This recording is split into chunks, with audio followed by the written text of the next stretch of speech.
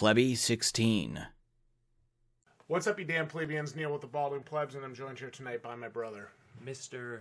fucking YouTube, baby. Mr. YouTube. It's time. Streets of Rage 4, the No BS review. Let's talk about it. Let's get after it. Let's get after this one. We've waited for this game for a long time. We have.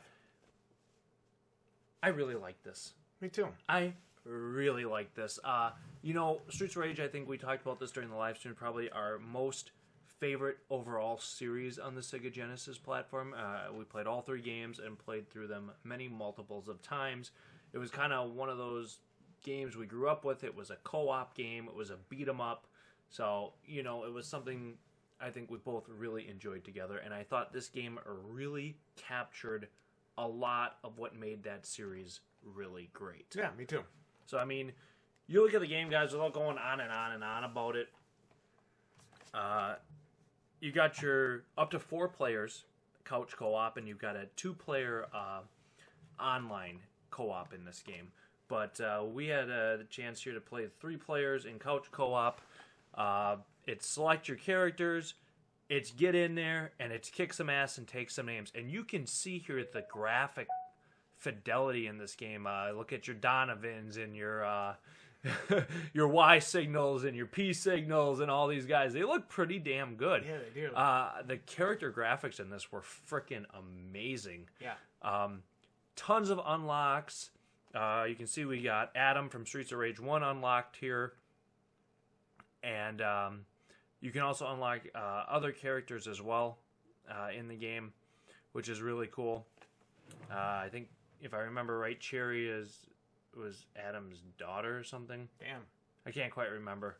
Anyway, so you got 4 different characters you get to pick from the start. You got Axel, you got Floyd, which is kind of the big bad in this game, and he's got like the mech arms and whatnot. You got Blaze, of course, and then you got Cherry with the guitar and everything. So each character, of course, got its own kind of quirks to how they go about fighting, but for the most part, it's literally get in there and pound away and kick some ass and take some names. And you got multiple different difficulty settings, including Mania difficulty, which is an absolute blast if you can survive it. It's a lot of fun because you've got so many enemies coming on that you can just sit there and rack up those 200 hit combos. What I like about this is when you get guys going and you get them with everybody sitting there like that, you can just keep on racking up your combo and racking up your score, which is really, really fun. And you kind of have that teamwork element built into this, where as you knock the bad guys around, they'll actually bounce off the sides of the screens, and that's kind of like a built-in wall, and you can just kind of go back and forth and beat the shit out of them. So it's kind of fun. But wasn't that one of our favorite parts about it as kids? And I think that's what really brought things about Streets of Rage 4 so kind of close to home for us, was that it immediately appears new, but it feels so damn familiar. Exactly. And I think that's a phenomenal way to describe this game. I have to say, I've played as probably Blaze my entire childhood. And yes, while I enjoyed playing as Blaze, don't get me wrong, I now find myself selecting Cherry. Yeah, because she's a great new addition. She is so fun to play. The character feels like it has her own personality. Like it has its own personality. Like it's a standalone character. Like it's not just there to be part of the status quo. And I really like playing as her. I don't feel useless. Yeah, she's kind of like the new Skate, so to speak. Basically, kind of that quicker character, got kind of that punk edge to her, and she holds her own well. I was impressed how well you commended yourself playing as her. Yeah, basically just jumping in sight unseen. Yeah, she was a really great addition to this. So she's a major positive to this game, I think. Absolutely. Well, I think one thing for this game that can be said right off the bat, because we talk about, the viewers, first of all, they want to know, should they buy this game at the day one price? At $25, this is an absolute buy, guys. And how many times do we say that without reservation? Yeah, there's no reservation here from us. If you grew up with this style of game, whether it be Streets of Rage on the Genesis or something like Final Fight or Double Dragon or whatever, this is an absolute buy. It's very faithful recreation. You've got the old school soundtracks in there if you want to turn them on. You've got great new tracks from a music standpoint. Yeah. Phenomenal music in this game. Updated graphically. A relatively tough campaign. I mean, we died quite often on the normal, and we needed to put the assist on in order to get through it. Well, I mean, let's face it, we are plebs and we're pretty trash. Yeah, but so it's gonna take a relative level of skill if you want to beat this on the harder difficulties without putting the assist markers on. Yeah. You definitely need to focus. This takes some legitimate skill. You're gonna get hit, and these enemies they have their tells and whatnot, but they're a challenge, especially in the later levels. Absolutely. But that being said, it is a very faithful recreation. Yes. Right, and I really want to hammer that home. You get the unlocks, you've got the soundtracks, you've got all the character unlocks, and another thing I really like is as you go, you get lifetime score. So every time you beat a level, your score gets added into your lifetime score, right? And as you build it up, you get character unlocks. And we were able to unlock the Streets of Rage 1 Axel, which was really cool. Absolutely, yeah. So that kind of gives you something to play through the game a little more than, just the one-off, which is neat. So I don't really know what else to really say about this. Well, what do you think about replay value for this game? Actually, I think there's a lot of replay value. I was surprised. Sometimes you get these and you're just happy to get through them once and you're on to the next thing. Yeah, and you never want to play it again. But, I always remember Streets of Rage 2. We went back to that quite a bit. Like, we beat that game probably a good 20, 25 times. Yeah. And something you turn on and play. And, Absolutely. That style of game kind of fell out of favor a little bit, as gaming got more complex. Well, because you can't make money over the lifetime of the game on it. Yeah, and, and as things went to 3D and people expected more than just, basic beat 'em up, that style of game kind of fell out of fashion for a while. But when you look at this, you look at the difficulty levels, the unlocks.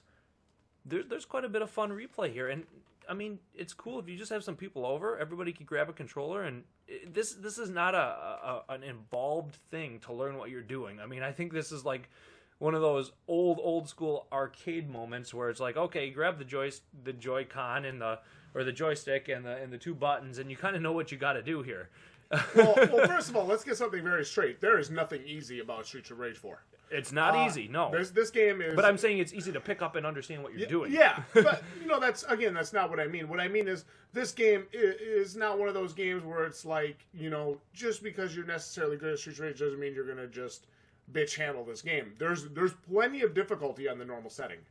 And there is. It makes you take a step back and go, well, I'm not ready for this. Yeah. So that was something that I really liked, is if you really want to hone your skills and you really want to say, you know what, I'm going balls freaking out on this thing, there is plenty of difficulty and plenty of challenge there to keep veteran players coming back. Right? Absolutely. And for newcomers, too. Like I said, you get 2-3 people over, everybody can grab a controller, can get in on this, and can play. Yes. Which is fun, and that's awesome when you have a couple of different games like that you can offer people, whether it's a party or, people are coming over for a couple drinks or whatever, and you can just load up your system, say, hey, let's beat some people up and have some fun. Yeah. You can have a lot of fun. Absolutely. These games were very camaraderie building. Yes, and they were very approachable to new gamers. Absolutely. Or maybe to people that weren't necessarily lifelong hardcore gamers like we are. Yeah. Yeah. So that was something I always really liked about this series. You could just have people over, say, hey, let's want to do something? Let's play some Streets of Rage. Hell yeah, let's play some Streets of Rage. Let's kick some ass. Play some Battletoads. Let's play some Golden Axe. Those are the games we went to. And those were the games we really enjoyed. And this game, like I said, it just hits the feels so perfectly. You look at the price tag on it, guys, $25. I mean, for real. You're going to probably get more fun, more laughs, more good times with this $25 than you're going to get out of a lot of $60 agenda-filled, bullshit-filled games that you're buying. All right, you know what? these Let's days. actually talk about that for a second, because I want to make a point about the agenda, and I want to make a point about the value. First point I want to make is, so let's talk about that. We have basically a side-scrolling, what would you call this, 2D or 2.5D? 2D beat 'em up. That's 2D what beat this 'em up. is. So really pretty 2D beat 'em up. That does we talk about this all the time. Your game does not have to be Everything. but it does what it does so well, and this game feels so tuned to what it is. That's what it is. That you just find yourself saying, fuck, I'm kind of excited to play this again. Like, I want to get back in and go through these levels again on a harder difficulty. But absolutely. Like, right, that's my point. So for $25, this game knows what it is and is doing it so damn well that it's got us saying, as veteran gamers, I can't wait to play that again. You know, so, okay, so we have this for $25, or you can play a bloated, irrelevant, doesn't know what it is, open world, sandbox, broken, glitchy, buggy mess. I'm picking this every day, and not just based on the price point, but I'm picking this based on the quality of life, based on the gameplay, and based on how fun it is and how much I enjoyed myself while I was playing it. Games, people. Games. Video games should be fun. They shouldn't be a chore to start up and get into and understand what you're doing. So, you know, and I wanted to make another point about the agenda, right? Because, like, there was times where I was playing this game where I found myself saying, oh boy, somebody's going to be triggered about that. Like, they have the biker chicks. They're fat, big tits, multicolored hair. Mm-hmm. Somebody's going to be triggered about that. They have Blaze's skirt is just a little bit too short and her boobs bounce a little bit too much. You know what I mean? Somebody's going to be triggered about that. But I like the fact that they put the stuff in this game, right? Yeah. They weren't afraid to show it. Okay, if you look closely at Donovan's character, the belt he wears is a little bit too loose and his pants sag and he shows his boxers, right?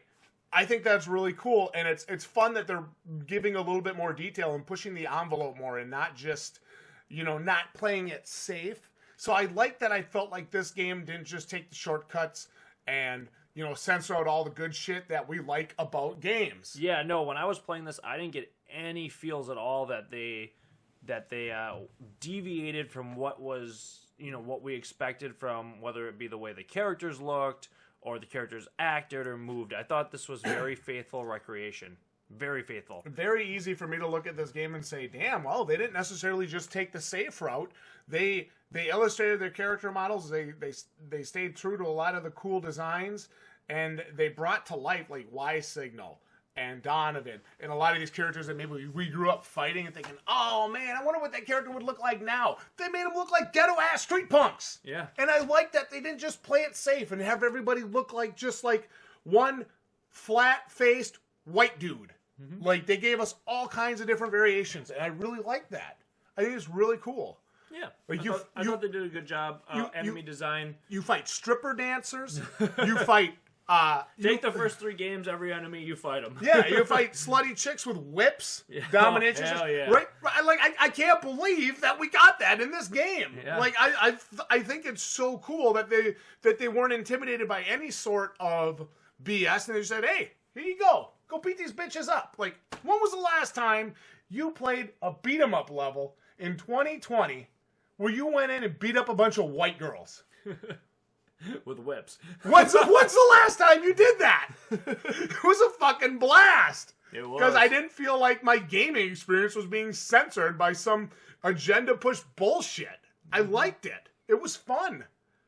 And I'm not saying that I was worried about... this game was never politically correct. I'll tell you that right now. When it came out, this was not a politically correct game under any circumstances. You got to fight the street thugs, and they were pretty true to form. So, in that respect, I think they did a great job here. Right, but that's my point.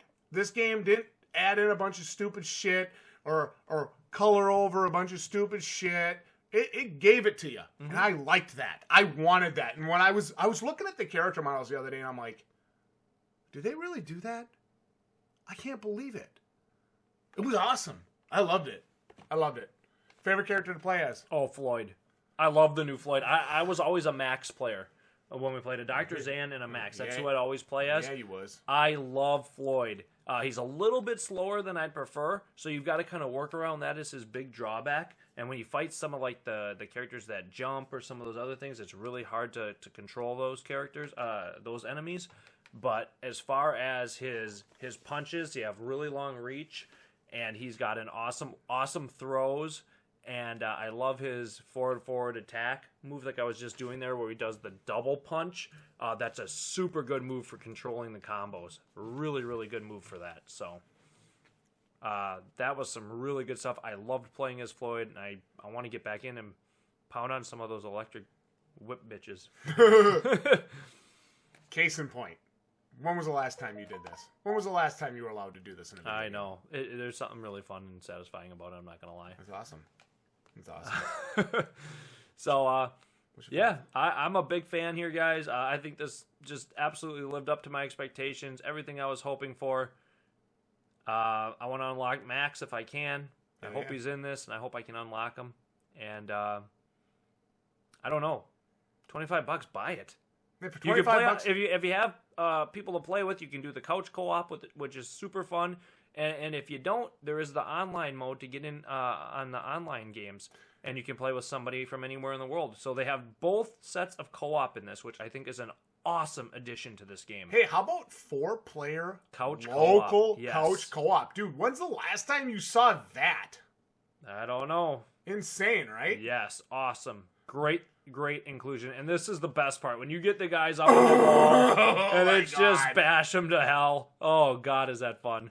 I don't know what else to say, guys. Look, if you're there for the live stream, you know we had just a ton of fun with this game. It was a ton of fun, yep. And we are still having a ton of fun with this game. We're It has still not worn off. No, we're still having a ton of fun with it. We're playing on Mania difficulty, which is really something. It's a riot. They should should call it Riot. Yeah, it's really something. I don't know what to say. Get the damn thing. Plebs, Play it. You're going to have fun. We want to get your thoughts down in the comments. Like the video if you enjoyed the No BS review and our discussions here for Streets of Rage 4. And we'll see each and every one of you right here next time for more honest reviews and content like this. Hey, I'm a 90s boy, all right? And this brings me back to the golden days. Did this tickle your little feels butthole? Oh, yeah. My feels butthole got real tickled playing this. Can't wait to get back in for some more Mania ass whooping. Welcome to Streets of Rage Mania. Streets of Mania? Streets of Mania. You're welcome. GG, you plebs.